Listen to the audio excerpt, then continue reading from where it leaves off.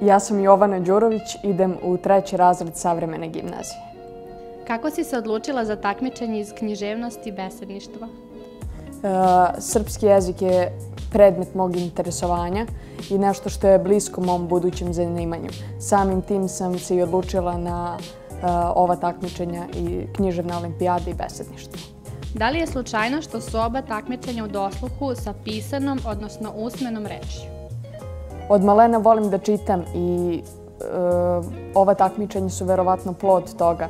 Da li ti je bilo naporno budući da si se istovremeno spremala za oba takmičenja? Svakako da je bilo zahtevno, ali ne bih rekla i naporno, zato što jako volim da čitam i to je meni bilo uživanje.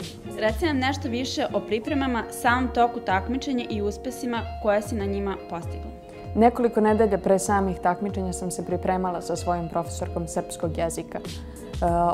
Na takmičenju književna olimpijada sam osvojila prvo mesto na opštinskom nivou, na okružnom nivou sam osvojila 3. mesto i plasirala sam se na republičko takmičenje u Sremskim Karlovcima. Također sam učestvovala i na takmičenju Slavoslov iz besedništva u Smederevu. U četvrtfinalu sam osvojila prvo mesto, u polufinalu također i plasirala sam se u finale. Kakva su tvoje očekivanja u pogledu republičkog takmičenja iz književnosti, kao i finala takmičenja u besedništvu? Radit ću, kao i do sada, vredno za predstojeće takmičenja i nadam se najbolje.